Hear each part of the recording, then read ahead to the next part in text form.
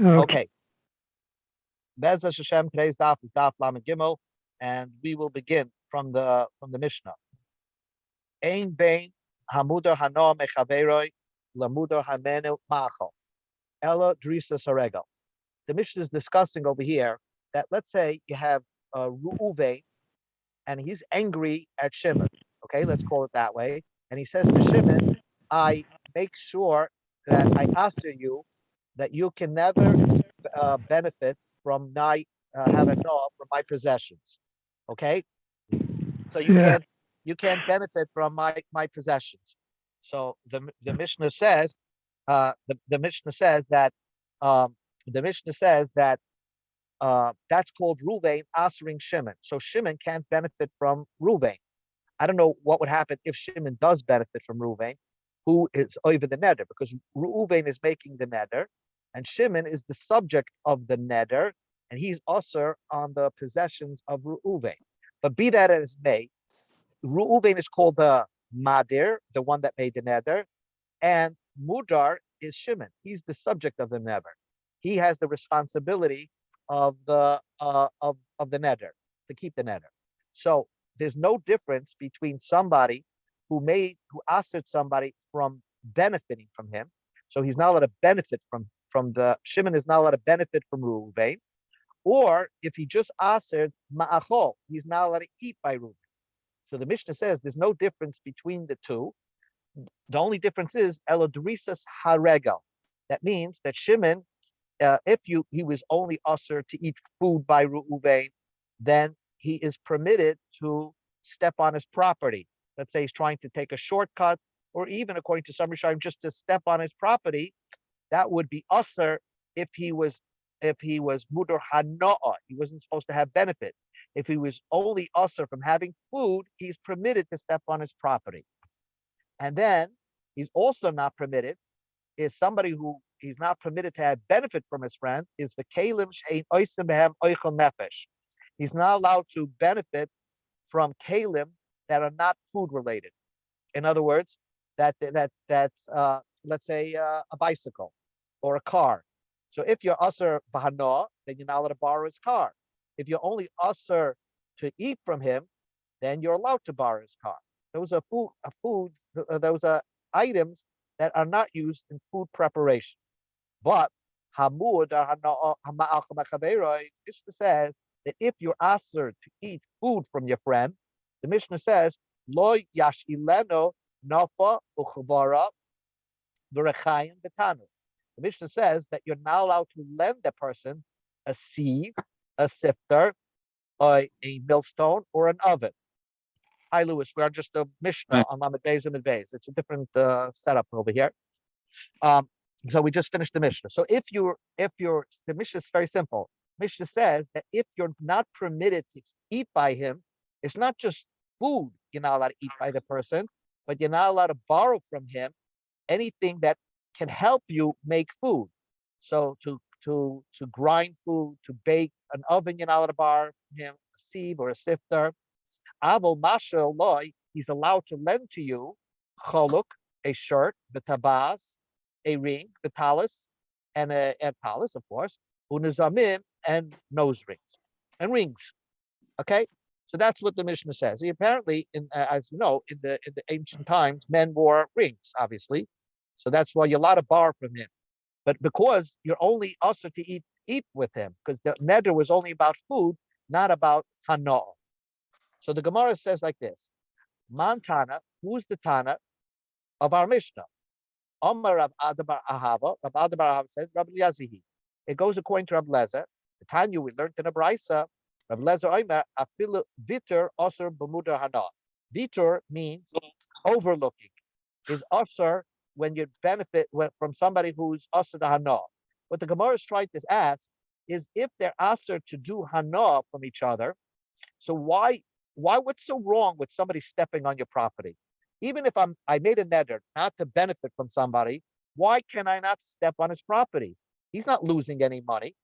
So Rabbi Lezer is the only one who holds that overlooking is also usher. The word vitur means overlooking is also usher, but somebody who's mudar hanot. You're not supposed to benefit from him. You're not allowed to just you're not allowed to just step on his property. The example that Rabbi Eliezer uses is, let's say he's selling you an item, right? So whatever it is, let's say you're buying grapes. So sometimes you can have the seller, throws in like 2 or 3 grapes for free. You're buying a pound of grapes, so they throw in 2 or 3 grapes for free. So if you're also to benefit from that person, so even though you pay for the pound, but you're not allowed to keep the free grapes, because even though that's the normal thing that the person throws in free grapes, but Rabbi Lezer holds that if you're a mudur hanoah, you're not allowed to benefit from somebody. Vitur, overlooking, is also usher. Therefore, the author of our Mishnah is Rabbi Lezer, who said that once you're mudur hanoah, you're not allowed to benefit from somebody. You're not allowed to even step on his property. The Mishnah said, Hamuda Hana Mechaber Lo Yashilen, right? You're not allowed to borrow from him. So let's just go turn the page. Okay. So now we're on the top of Lamed Gimel Lamed Aleph, the regular shop. So the Gemara says, why can't I borrow from him an oven? Well, that's a good question. You only said that I'm not going to have food from the person. I'm not allowed to eat by him. So why can't I borrow his oven or sieve or sifter? Well, min ma'achal nodar. He only made a neder that you're not allowed to eat from him. Rab Shimon Malaka explained, when he said, Hanoas macholcha alai, the benefit of food on you mean. All your food is also to me, but not just your food. The benefit from your food is also to me. What did he mean by benefit? So when he said hanoas, it probably the extra word maybe he meant to say that anything related to food is also for me. So that means not only I can't have your your soup, but also I can't borrow from you kalim that you use to make food. So the Gemara says, how do you know that's what he means? When you say hanoas macholcha lai, maybe he means aima, the benefit of fruit, even using for medicinal purposes. Aima, maybe it means that you're not allowed to chew his wheat to put on your wound. In ancient times, there's a good antibiotic was to chew wheat and put it on the wound. Somehow that kept out the bacteria. So therefore, maybe when he said, I'm not going to benefit from your food, means not only I'm not going to eat from your food, but I'm not going to use it as medicine. So that's what he means. But how do you know? He means that you cannot use his items that are used to make food. Borrow his sieve or sifter or his oven. Amar Ravav, Rava said, our Mishnah is talking about Oimer when he said, Hanoah hamaviyah l'dei macholchalai, the a benefit that that brings me to eat. That's what he meant. That's what he said. Not only do I ask for food on myself from you, but I ask for anything that could help me eat because of you. And what helps me eat because of you? If you allowed me to use your sieve or sifter or oven or millstone or grinder, that helps me eat food. That's part of my neder. That in a chanami, by just saying hanoah hamabil the day malchol, it has to be a benefit that brings to food. According to this, you happen to be if you borrow his wheat just to use it as a wound to protect your wound so it doesn't get infected, that would be permitted. You only ask it hanoah hamabil the day malchol alai, benefit that brings me to eat. That's also to me. Amra Papa gave a couple examples. You're not allowed to take from this person sak lahavi paris. You're not allowed to borrow his knapsack and to help you carry fruit because that helps you eat. The chamor, you're not allowed to borrow his donkey. Lahavi olev paris to bring to you your fruit. Va'afila tzana ba'alma, even a basket, right? Just to borrow a basket to hold fruit. All these things are examples of hanoah, a benefit, hamivia lidei ma'achohu, that brings you to eat. So you're not allowed to eat from the person, and you're not allowed to borrow any item that can be used to help you eat faster. So the Gemara asks, "Boy, Rav Papa." Rav Papa asked the question again. The person said, "I all benefits that helps me eat should be also to me. I'm not allowed to benefit from that." So can sus lirkaiv olav, can you borrow his horse to ride, let's say, to use it as an Uber to get you faster to a restaurant? So that's not rushing, that's not helping you eat. That's just getting to destination faster so you can eat. Is that part of the neder? The tabas le'rois part. Very interesting. Let me borrow your ring. Ask the fellow, I want to borrow your ring. So when they see me carrying your ring, they'll think I'm important, and they'll give me a bigger portion. So it's not the ring itself that helps you prepare the food, but it's the ring that invites people to give you a larger portion. Mahu. What's the din? Mifsik amazel ba'ara. Wow, mifsik amazel ba'ara. Wow, it's if it helps you get to your destination, what's the difference? What's the difference, right? If you shorten his way to get to his destination, to get to the restaurant, is that called hana that brings to Michael or not? So Tashma, come here. Our Mishnah said, you're allowed to lend a person his shirt, a talis, nose rings, and rings. So hey Kadami, what is our Mishnah talking about? That he's not going to use it to show at the dinner party so he gets a bigger portion. So what does the Mishnah have to teach you that you're allowed to borrow that from that person? You only asked food, but you didn't borrow. Certainly, you can borrow other items not related to food. Elalav must be that the Mishnah is teaching that's the novelty, that you're borrowing these type of items that are not food directly, but they help you get to your destination faster, or they help you get a bigger portion. Afilu leroyis behen, even items that help you get your food faster because you look good in them. Leroyis means you look good in them. Ukutani, and our Mishnah says, Mashila, the guy is allowed to lend it to you. So even though you're also to benefit from food from him, you're allowed to borrow it from him. So we see our Mishnah seems to solve Rav Papa's dilemma. Answers the Gemara, loy. Not a proof from our Mishnah. Our Mishnah is talking about you're borrowing these items not to help you get to a restaurant faster or to appear better at the restaurant so they'll give you a larger portion. You're borrowing it just to use or on your finger as a ring. But I did the Tony Rachel Loyashilan. Since the beginning of the Mishnah says you're now allowed to borrow items that help you prepare food, like the oven or the millstone or the sieve or the sifta. Tony Sefer, so they give me examples, Mashila, of what you can borrow. But it has not related to Rapapa's question, and therefore it's not resolved Rapapa's question. New Mishnah. The Mishnah continues. The whole dava, you're allowed to now, let's say you're borrowing your friend's car, right? So it's not used for food purposes. So you think you could borrow it. But if normal people would rent the car and pay for it, and you're not paying for it, it would be usher. Because in that respect, you are actually saving money, and you'll be able to use that money to buy food. So that's what the Mishnah says. If it's an item that's not used to prepare food, but if it's type of item that people don't lend for free, but they actually rent it to you, also you're not allowed to borrow it because you're saving money, the rental money, and therefore you can use the rental money to buy food. So that's benefiting in an indirect way for food, and that would be usher.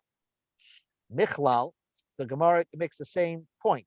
Michlal, the Bereisha, the first Mishnah, is that you're borrowing these items, afal pish a maskirin, that even though they don't rent it out, the items, let's say the talis, you're allowed to borrow your friend's talis, even though nobody rents a talis, you're allowed to borrow it, and it's only because you're only usher for food. But if you're usher bahana from your friend, then you're not allowed to borrow his talis. So wait a second, but people don't mind if you take their talents. Mantana, who's the author of our Mishnah? Amar Adabar Havar Lezihi. Our author of our Mishnah is Rabbi Lezer, who's very strict. If you have a nether against somebody that you're not allowed to benefit from him, then you're not allowed to benefit at all, zero. Even stuff that normal people don't mind you using. Borrowing his talents, he's not going to charge you for it, and you wouldn't rent it. Nevertheless, you're still not permitted to borrow from him. And Rabbi Lezer is saying that things that you overlook, that normal people overlook, are still also for somebody who's called a mudar hana. Next Mishnah. Hamudar hana mechavera. If someone's not permitted to benefit from his friend, again, The Madir is the guy that says is Ruvain. He says to Shimon, "You're not going to benefit from me." So Shimon is now has a prohibition on him that he cannot benefit from Ruvain. So the Mishnah says that Shimon, that Ruvain is allowed to give his machzis a shekel to the Beis Hamikdash. Everybody has to give a half a shekel as a donation to the Beis Hamikdash yearly. He's permitted to do so, because even if Shimon did not give the machzis shekel, he would still get part of the karbonas. He still is a Jewish person, and he's considered all the karbonas tzipar is brought in his behalf. He didn't do the mitzvah. Not only that, now that's interesting. That even though you're not allowed to benefit from him, but he's allowed to pay your debts. Now, the chayra, if he's paying your debts, you're benefiting. You don't have to pay the loan. And so how is he allowed to do that for you? We'll discuss that in the Gemara. And he's allowed to return you. If you lost an item, he's allowed to return it to you, because he's returning to you what you lost. It's not, he's doing a mitzvah, but it's not like you're benefiting from him. But if it's a type of place that you paid the guy who found your item a reward, then so really, and he says, "Oh, you don't have to pay me a reward," then really you're saving the money that you would normally pay the finder a reward. So tipol hana lehegdish. Then you should donate that money to Hegdish, because you're not supposed to benefit from him. So you should make a donation for that money that you're saving as the reward. Just reminded that a guy called me last week that he found my tax refund in the mail. A homeless guy. If I can meet him, he'll give it to me if I give him a reward. He found it. He found it in the wind. Yeah. Anyway, Zog the Gemara. Alma, from we see that the guy could pay your debts, even though you're not supposed to benefit from him. Avruchi ariba almehi b'shari. He's just chasing away a line from you, and that's permitted.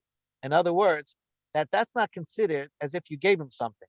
It's just taking away something that could potentially do damage to you. So therefore, that's not called a benefit. A benefit, if he pays your debt, that's not like you benefited from him. Now, I would think that you do benefit from him, because now you don't have to pay the debt.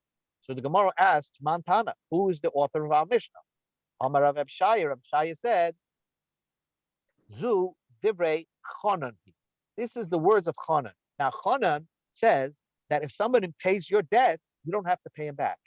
If somebody goes on his own and pays your debt, you don't have to pay him back. And the example that the Mishnah uses is, let's say a person goes to Medina Sayyam. A husband goes on a long business trip and forgot to leave his wife money to buy food. So if somebody steps in and buys and pays for the wife's food, when he comes back, he doesn't have to pay the guy back. He stepped in on his own, and it's that's a nice thing that he did, but the husband doesn't have to pay him back. So same thing over here. When this guy paid your debts, you're not supposed to benefit from him.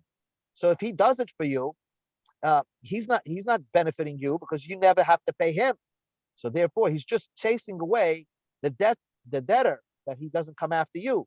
So that's not called a benefit. He's just preventing, like a lion. Let's say a lion is about to attack or cause damage to your property, and someone chases away the lion. It's not really a benefit. He's just blocking somebody from damaging you.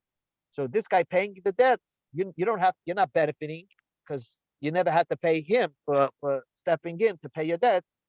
And he's called Mavriach Ari, chasing away a lion. Rava says, Afilu Tema Divrei Hakol.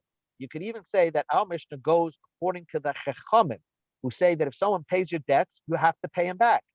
But Gabel Mudar Hana, the Yohav Amanash Shaloi Lefroya. The Mudar Hana was talking about, he paid a debt that you didn't have to pay back. In other words, you borrowed money from, let's say, your rich uncle, and he said, okay, it's a loan, but I'm not going to come after you for it. And that's the type of loan that the guy that the hana, the person that you're not supposed to have hana benefit from, pay back. He paid that guy on your behalf. So, but you didn't have really a loan, because the person that you took the loan wasn't coming after you for the money. So therefore, that's what our Mishnah is going according to, and that's why the person could pay your loan on your behalf. So the Gemara says, "My Chonan, what is the story of Chonan?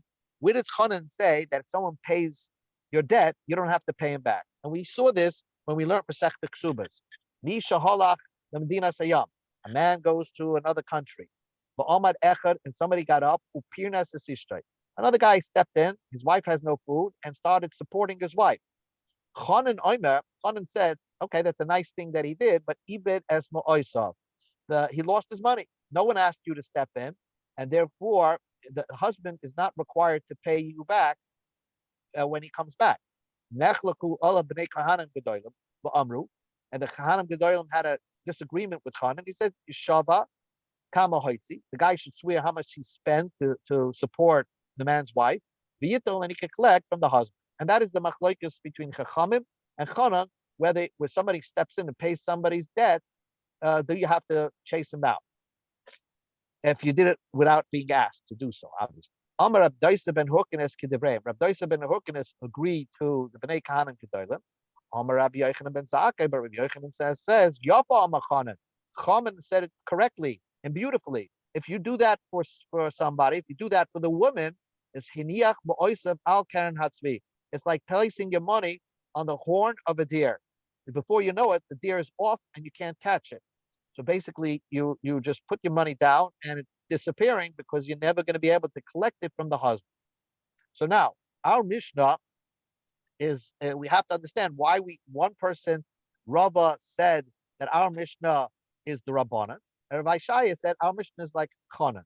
So the Gemara concludes, Rava, like Rabbi Shaya, Rava did not want to say our Mishnah is like Rabbi Shaya, that our Mishnah is Chanan. He had a way to align our Mishnah according to even the Chachamim, because our Mishnah is talking about a type of loan where you didn't have to pay back anyway. So that makes sense that Rava wanted to interpret our Mishnah and align our Mishnah according to even the Chachamim.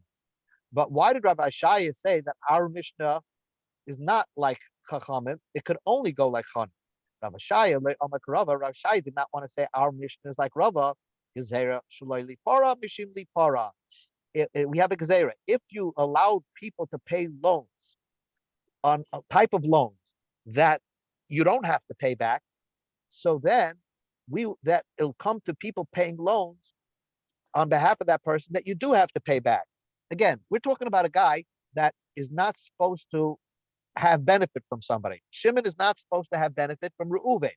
So if you allow Reuven to pay certain types of loans on behalf of Shimon, the type of loans that Shimon owed money to people, but the person was not coming to collect, Reuven might come to pay a real hard money loan that Shimon was obligated to pay back.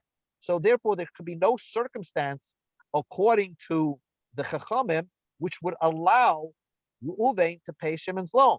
So the only way Rabbi Shaya had to find the author of our Mishnah is Chanan, who Chanan holds, even if it was a hard money loans that you were required to pay back, Chanan holds, like the case of the husband. The husband is supposed to support his wife, but even if somebody steps in and pays it, you don't have, the husband can't come, you can't collect it from the husband.